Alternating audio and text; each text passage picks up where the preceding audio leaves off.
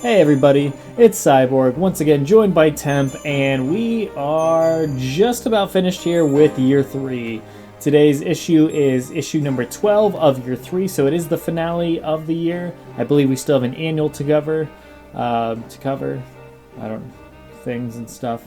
Well, thank you for joining us, though. We do have a Facebook group. Go ahead and ask to join the Facebook group. It's the closed group. It's not the page that you like. It's the actual group that you have to ask to join. So it should give you that option. Like the videos, share, subscribe, all the typical stuff. Share it with a friend, and then have that friend share it with 2 friends. And then have those 2 friends. You get the idea. Okay. And they tell 2 friends. Yeah, and they tell 2 baby. friends. And so on. Pyramid and so scheme. Okay. Wayne's World. Getting to the...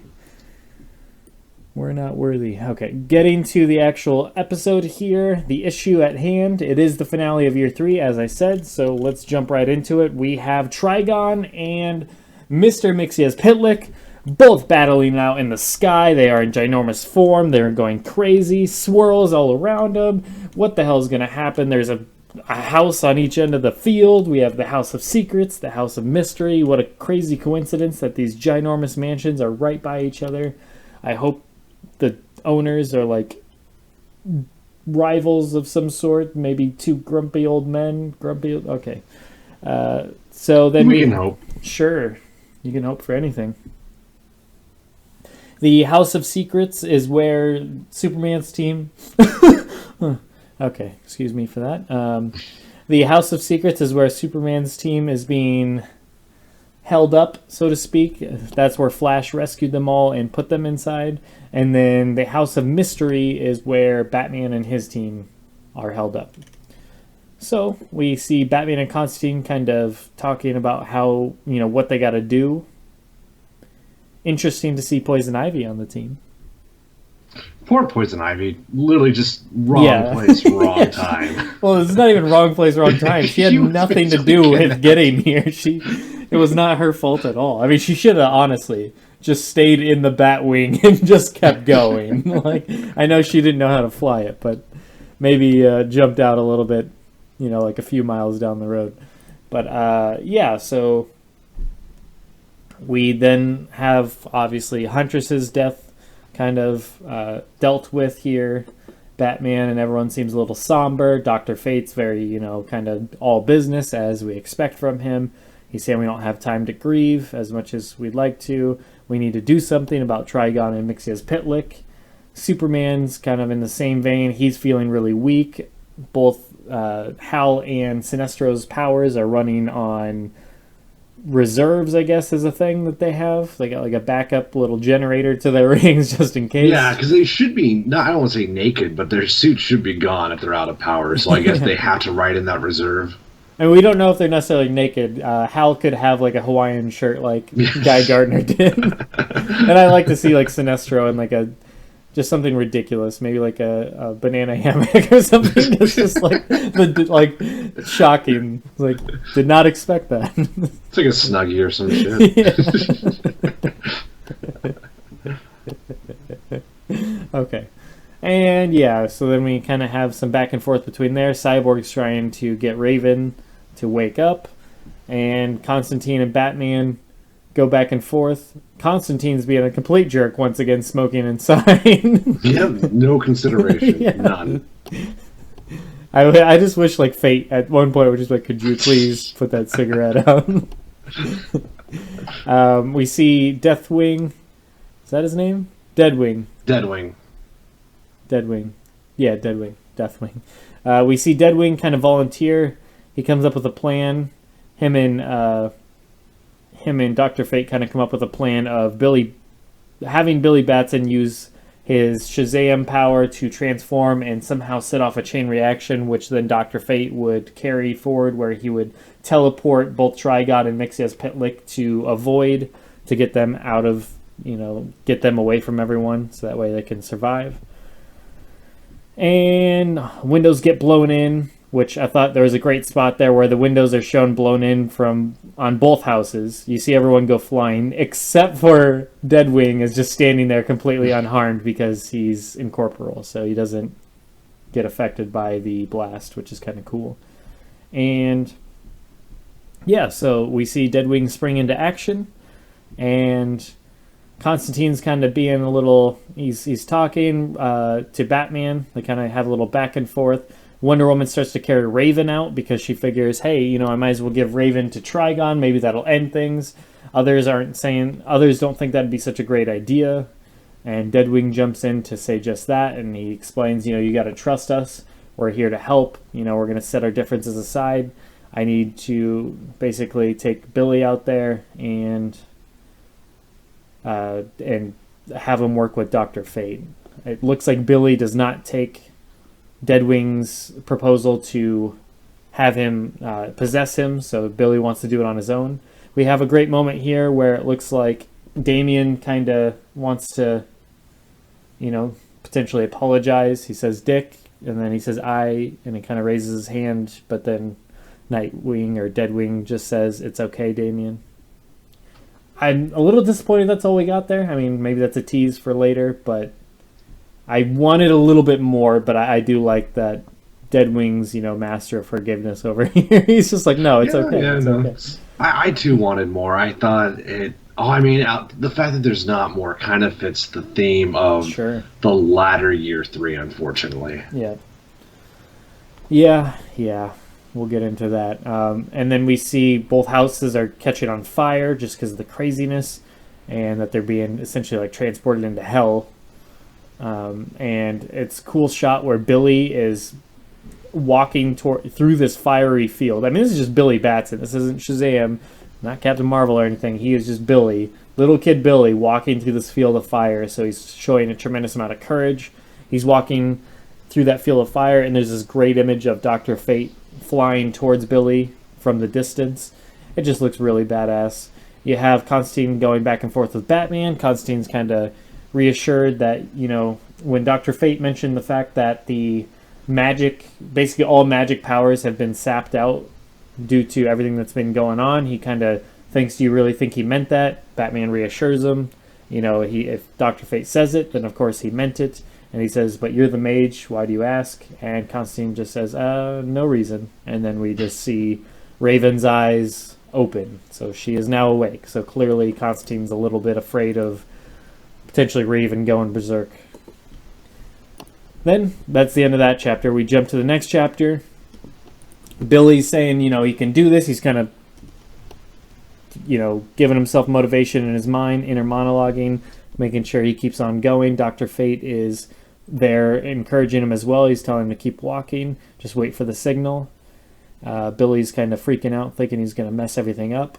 Get a couple moments from each house where the characters are kind of going back and forth about, you know, what's going to happen. Another great image here where Dr. Fate's just kind of floating there. There's just swirls and craziness. Everything's just being like torn apart. It's just it's like a tornado essentially. And Billy's trying to stand strong. He's struggling though. He said it, you know, it really hurts, but he's toughing it out. And all of a sudden Raven, like we saw, woke up. She is now woke, and Wonder Woman kind of explains what's going on, and Raven just bolts out and says, you know, my father, what's going on? And she heads out to potentially talk to Trigon. Dr. Fate is trying to calm Billy, and he's saying, you know, I'm sorry that it hurts. It's almost time. He's just being kind of cool. He's like good old steady rock grandpa over there, just like, you know, don't worry, son. It'll be over soon. It's just, and then, yeah, Raven, like I said, takes off. And Sinestro is the one that kind of, it's worth mentioning, Sinestro is the one that kind of egged her on to just go ahead and go out. That it's a good idea. Which was also rushed. I kind of had to sit down and kind of go back. I was like, wait, what? Billy's having second thoughts. He's saying, I can't. We see fire swirling Billy at this point. It's starting to, like, touch on his clothes and stuff. And then Dr. Fate says, it's time. And Constantine sees Raven in the distance. He says, bollocks. Trigon sees Raven and says, my daughter. And Dr. Fate takes this opportunity. Billy yells Shazam, The huge lightning bolt surges through Billy and Dr. Fate, and Dr. Fate uses this energy to teleport Trigon, Mxyzptlk, and himself seemingly away. It leaves Raven and Shazam laying in the field, but things look to have calmed.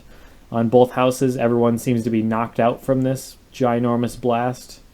And yeah, then we kind of move on forward, saying it's over.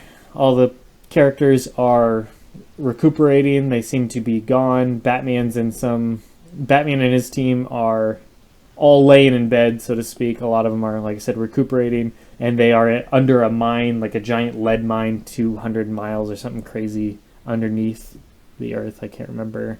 I'm trying to find out what it exactly was, but it was something crazy down to where Superman can't see, and then Batwoman kind of accuses that Batman always had this specifically so Superman would have never found out, so he's always had something like this at his disposal. Yeah, so we're to assume this was built years before the Injustice saga, I assume? Right. I mean, that's what Batman does. And Superman's kind of having a heart-to-heart with his team, and he thanks them for, thank you all for standing by me, that it's not been easy, and they made some tough decisions. And he's kind of trying to refocus how they operate, because he seemingly is coming to the realization that they're wasting too much time on Batman and his team, and no matter what we seem to do, he just keeps on ticking and keeps on coming back. So we need to put more focus on what we started out to do, and that's to keep the world a safer place and to make sure no Jokers or Ground Zeroes ever happen again. So he's kind of, recentering things, kind of trying to figure out what's the right path to take from here. He flies up into space. Wonder Woman follows him, and he says, I was wrong before. It's okay to dream. So this is from their last encounter before everything went crazy. So they're just kind of looking on, and he says, you're a good friend. And then she kind of is like, what do you mean, friend? Yeah. No, but she doesn't say that. You've been zoned, Wonder Woman. You can expect that. And then we go back to Constantine and his daughter. Batman's running up while him and his daughter were coloring, and he's doing some inner monologuing about how, her name is Rose. Like, re-explains that she didn't, for her own protection, he never really was a father figure to her, and her last name was Porter because of that. He didn't want her to have his cursed last name. Batman's wondering what he's doing. Batman calls him out on saying, you planned this out from the beginning. This was the whole game plan. You just wanted us to get rid of Trigon for you. That was the whole intention behind all of this. You played us. You just wanted Trigon, taken out of the equation because he obviously had part of his soul, and he knew that was going to be an issue. And Constantine he acknowledges it, and he says, Chimp caught on to that long before you ever did, but he's not around to even, kind of talk about that. And Constantine says that he's going to go away for a while. All he cared about, was his daughter and being a good father to her and making sure she stayed safe. And he kind of teleports out or does some sort of magical thing out on Batman. Batman tried to get him to stay. And we're not really sure where Constantine's at, but he said he assured him that it would be a safe place where Rose would not be found. So then it just kind of closes out on the picture that they were coloring, which is a typical child's photo. Obviously, it's Constantine's work here. I was wondering if there was some deeper, but that would be awesome, by the way. But I was wondering if there was he's even got the cigarette. She drew the cigarette. Yes, it was good. Oh, man. But it's her mom, and Constantine all holding hands, and your typical family child cliche photo of them all holding hands like a happy family with the sun in the building. Like, people, it's just that, But anyway, you were saying? No, I was looking at the picture to see if there was any significance, but I guess not. I kind of thought to myself, did he teleport into like some sort of magical world that exists in the picture? I thought maybe Batman would tear it up and then all of a sudden their world would come crumbling down. I wasn't sure what the heck the significance was either. But that's where we leave off for the year. So that's our finale there. Thoughts? Oh, man. There are good things to be found here. I really like the art where Dr. Fate is behind Shazam. And Shazam... Not Shazam. Oh, God. Yes. That is the right one. Shazam, Yes. his energy explodes and Dr. Fate channels it, and that looks really cool. Other than that, I guess the biggest thing that still kind of grinds at me is I feel like they rewrote Superman. I don't feel like this is a Superman from last year. I don't feel like this is a Superman from the first 5 issues of year three. I feel like someone in the writing room is. I mean, I don't know. I feel Yeah. like there was either an executive order or they changed. Look, this is the shift in writers. Something happened here, but the character. Pick your own damn box. You there? Yeah. What's up? Yes, exactly. Yeah, no. So, yeah, the Flash is also. God, it's weird that I guess it makes sense given that he was a POW for the last year, but I don't. Nothing's gelling for me. A lot. It feels really rushed, and some of the character decisions feel kind of weird to me. Yeah. I don't think I remember Sinestro talking to Wonder Woman. So when she made that call to bring Raven to Trigon, and Hal was like, "Did you have to?" And Sinestro goes, "Yes." I'm like, "Wait, what? Where did that come? When did that? What?" Yeah, there So was.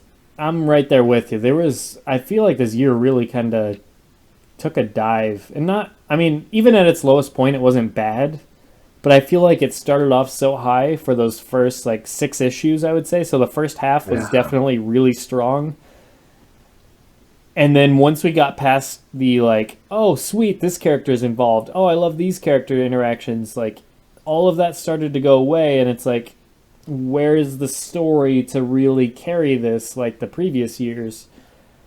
And I just felt like they, like you said, they rushed a lot of it. The last 6 issues have just been like, I thought the last like really great twist here was the whole Spectre thing, but even that kind of got rushed with Mixia's Pitlick because that we're assumed that's who took over the Spectre, which we were expecting maybe Joker. But even if it's Mixia's Pitlick, that's not a bad thing. It's just there was no like tremendous I feel follow like up, and there was yeah. no great explanation other than he really likes Superman and he wants to keep him around because he likes playing pranks on him, and nobody else compares to him. I don't know. It just seemed that was rushed. There were so many aspects that were rushed. Wonder Woman being brought back was rushed at the like when she finally did. It just kind of poof, she's back now. Here she is, and Superman losing the Yellow Lantern ring was rushed. There was several things rushed. Even this finale, I just thought this finale was anticlimactic. I didn't feel like I was on the edge of my seat during any of this. I felt like I was just reading an issue. Well, it was the worst of both worlds. The issues felt rushed, but at the same time, I felt like the battle with Trigon dragged on. I feel like we've been fighting Trigon for weeks now, and I just feel like you said, there hasn't been a lot of payoffs. You know, I might have assumed that the trader from the tarot cards was supposed to be Constantine. Like I don't know if I completely follow. Like, and I Yeah. guess Plicklet, I guess he was the Joker Flickland. instead of the actual Plicklet. Yeah, just You tried. You really tried. so Mixia's Pitlick. Pitlick. You said Yes, like Mister Plicklet. Plicklet. You want Plicklet. Winnie the Pooh and Plicklet. Yes. Yeah. No. I if he's the Joker, I'm like, oh, I would have liked a little better of a payoff than that. Like, I don't mind the fact that it's him, but after we found out it was him, he pretty much just fights Trigon for 4 issues. I'm just, I don't know. Yeah. It's the exact opposite of year two, which like kind of built up into a bang, and this one like came out flying and then just kind of burnt out like a Roman Yep. candle at that point. So Yeah, they were polar opposites. Honestly, I liked year two better. it's hard. I might like year two better too. I'd have Story to think about wise, it. I mean, we got some great It characters here. I mean, if you just care about seeing your favorite characters, you probably are going to enjoy year three more for sure. But yeah. if you wanted that like story intensity and feel like you're really ramping up for some great payoffs, I mean, we had some amazing stuff. We had Hal turn into Yellow Lantern. We had Superman turn into Yellow Lantern. We had a lot of great Black Canary revenge stuff going on. Doctor Fate, taking her to Ollie and all the stuff that was going on, some big battles that they were building up, all the Green Lanterns mixing it up with the Yellow Lanterns, all the character deaths that really felt like meaningful. We didn't really get that here. We got Huntress dying, we got Chimp unfortunately dying, which sucked, but we have Dr. Fate going MIA. Like, I'm just kind I of assume that like, means he's done. I assume we're not seeing Fate again after this. no, I doubt. Yeah, I'm with you. I doubt he comes back until the Injustice 2 comics, and that's just because he's going to be in the game, so it makes sense for him to come back. But yeah, I think this is his exit for this series, at least for now. I do not foresee him in year 4 or 5. It's But going to be even extremely that, telling when the new comic comes out, because I hope they follow up with this and that they act like the Trigon thing happened, and he's not just chilling in the Tower of Fate when the next Injustice issue comes out. Like, that's what I'm hoping. yeah, but even that, like, from a favorite character perspective, I didn't feel like Fate did a whole lot. He was just playing babysitter up until the very end, and then even in the very end, he's like, yeah, I'm gonna save the day here. Like, but it was all so quick and, like you said, rushed. I was expecting, year 3's been talked up to the point where, like, you get a lot of great Fate stuff and some other character stuff, and it's like, Fate, to me, was just there to be the straight man in all of this, to be the guy that's, very serious and keeping everybody, like, hey, I'm not going to acknowledge your jokes. I'm just going to be the straight man throughout this entire year, which is fine. That's Fate. So I'm cool with that, but I expected more, like, badass stuff from him, and really we just got babysitter and, kind of the wise man that's just like, I don't know, guys, we need to act now, no time to grieve, blah, blah, blah. And then comes in at the final hour to end the battle. I don't know. Yeah, they kind of turned Dr. Fate into Herschel, which is not a bad idea by itself. I think you could do something cool with that.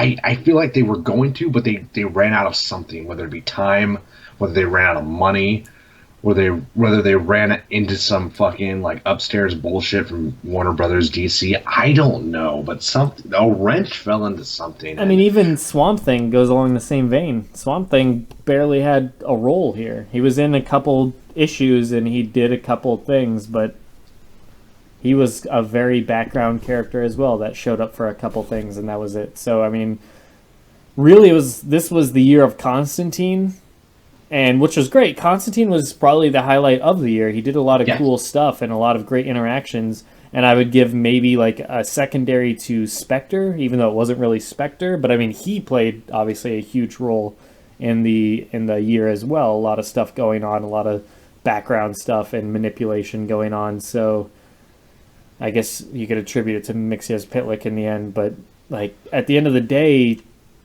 I don't know. It came off strong, and then it just kind of, like you said, it just fizzled out, and then it felt like these last 3 issues, I was not on the edge of my seat. I was happy to see Poison Ivy, but unless she stays with the group and she's in the next 2 years, kind of pointless. Yeah, well, God, that was her pointless. She shares pointlessness with Swamp Thing, because Swamp Thing's entire arc was, I'm siding with Superman.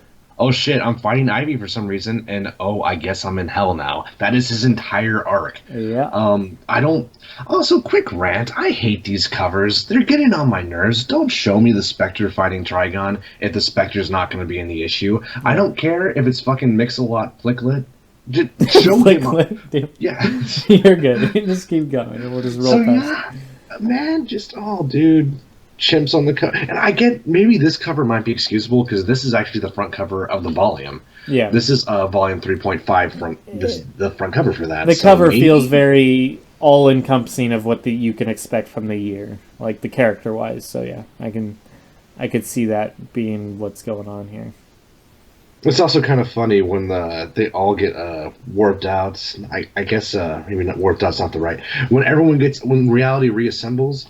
Right. And it shows close-ups on all the characters. If for some reason we get an in-depth look at Huntress's dead face, I'm like, was that... Did we run out of characters? What? Yeah. She's still dead. You're not sure. I know she's still dead. Okay, great. Okay, we'll run with that. Yeah. Raven, this whole 3 years has felt like a waste. I feel like they've done nothing with Raven. Yeah. She's just been one plot background device to another. Yeah, she's been purely background character, only shows up when it's convenient, like you said, plot device. There's definitely certain characters that in the next 2 years, if they don't use them, and I know the writer goes away for year 4 and year 5, and supposedly the comics get a little bit worse in quality and they just seem more unnecessary, which has me a little bit scared. I mean, I don't expect to enjoy the next 2 years nearly as much as the first three. I think we both are lowering our expectations based on what we've heard. But that scares me only for the fact that there's certain characters that I'm still looking for their time to shine, and I would hate for that to be in the years that are very good. Yeah. So if Yeah. Raven's time is coming up in year 4, which actually it kind of alluded to with the whole Trigon arc, now we see Raven, so now she's going to have some feelings and something to say and whatnot based on that. Obviously, that's what the whole ending set up with her finally waking and calling out to him only for him to be teleported away from her. I expect repercussions because of that, but yeah, I don't know. I guess it'll all depend on how it's written. I just, yeah, I think I really do rate year 2. I mean, we haven't rated these, but I mean, if I had to pick my favorite so far, I feel like year 2. I much prefer, if I'm choosing how I prefer things to be, I much prefer a slower build up to start and then really ramp it up in the middle and then just go off with a bang in the end and really make it all come full circle and work out. And I feel like year 2 delivered that perfectly. Even year 1 had a lot of that going on, but year 2 delivered that perfectly in a lot of ways. Year 3, yeah, was just completely backwards. It's just like, oh, there's all these great things, and then it led to nothing. Unless we're supposed to take more away from Constantine's ending coming full circle, that he protected his daughter and he was just playing everyone. But I didn't feel like that was like this huge twist. We knew Constantine was playing everybody, even if we didn't really know, because the character constantly told the other characters he was interacting with, just walk away from me. I'm no good. You can't trust me. Like there was no twist because he did exactly what he said he was going to do. Yeah, he was in it for even himself. That was kind of lukewarm to me. I wasn't like, oh no, why Constantine? Yeah. I was just like, yeah, okay. Well. Yeah, I was like, this is what he does. I mean, I was like, no shock here, no surprise here, and I'm not like begging him to stay because nothing about like everything that's happened really wanted me to grasp on to him staying, because him being the leading character of this year obviously did not result in this great storyline being told. It just felt more like, I don't know, it was anticlimactic. I mean, I can't word it any other way. I guess the final way I would say it is, if you ask me which story was better, it's unquestionably year 2. If you ask me which one I'd rather read, probably the first 2/3 of year 3, but that's not much of a compliment. No one, an ending can ruin a movie or a book or anything. It's not ruined. It's just it's lukewarm and disappointing. Sure. Yeah, I don't know. That's a tough call because year 3 had its moments, but I feel like year 2 was much more on the edge of my seat. I need to read the next issue. Year 3, I did not really feel that way.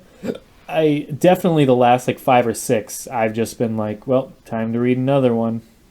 Yeah. Time to read another one. I guess we got to read another one because we have to, type of thing, rather than year 2. I know towards the ending, the last few of year 2, I'm like, oh man, I cannot wait to read what happens next, type of thing. And that's dealing with characters that are less favorable between the two of us. So when you bring like some of our favorite characters to the table in more prominent roles, it's saying something when you're less really chomping at the bit to read the next issue. You would think it would be the opposite. But yeah, I mean, it just goes to show how great the storytelling was in year 2 that kept us wanting more and more, whereas year 3 just felt more like, oh yeah, at least we get to see our favorite characters. So yeah, I don't know. It's interesting because we've both heard a lot of talk up of year 3, and I don't want to say that set our expectations to a high level. I think both of us were just looking for more of what year 2 was delivering, but with our favorite characters added on to that. And instead we got some of our favorite characters, but then the storyline took a drop and the storytelling took a drop and things got very rushed. So Yeah, and I don't want anybody to think, don't take this as we're like crapping on it. We definitely both enjoyed from start to finish everything there. It's just more levels of enjoyment. We definitely clearly enjoyed this a lot less compared to what year 2 delivered there. And even, like you said, the first half of year 3. So, anyways. And it's bleak going into year 4, which I haven't heard particularly great things about. So maybe it'll be an opposite thing. Maybe a lot of people are talking up year 3 as the best, and then maybe year 4 actually surprises us. Who knows? Anything can happen. If we've learned anything from this series, anything can happen. Yeah. Because clearly we are enjoying this entire thing way more than we expected. So when it's all said and done, I don't expect year 4 and year 5 to be like change our opinion on whether this is all worth it. I think year 1, 2, and most of 3 solidified this as a very fun series to read, but hopefully it doesn't fall too far. Yeah. But anyways, on that note, guys, kind of let this go a little bit longer just because we are wrapping up our thoughts of the entire year. Obviously, we still have the annual left, but that's kind of its own side thing as far as I'm aware. So we'll get to that next, and then we will start year 4. So you guys take care. Thanks for sticking with us. Onward and upward, friends. Have a good one. Take care, peeps.